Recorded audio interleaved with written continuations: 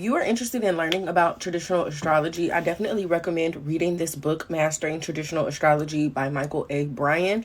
I just finished reading this book, and I can honestly say this is the best traditional astrology book that I have read thus far.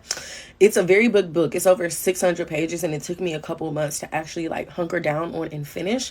But he makes a lot of complicated topics very easy to understand.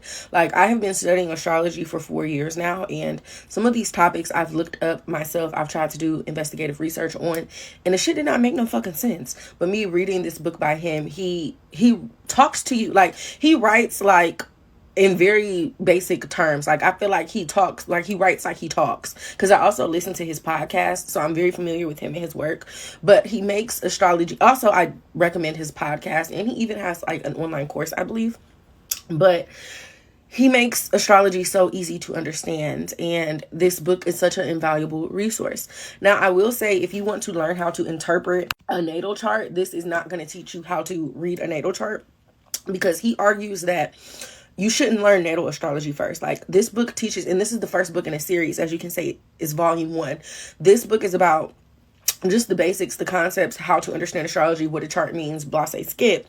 And then the next book is about horary astrology and how to read a horary chart.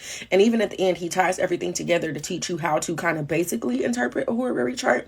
And then he just released another book this year on medical astrology. And then I think his next book is going to be on natal astrology. So Michael Bryan is such a really good resource. I definitely recommend reading this book if you have an interest in learning astrology, but especially from a traditional perspective. Now, this is a little different than some of the other things that I've seen.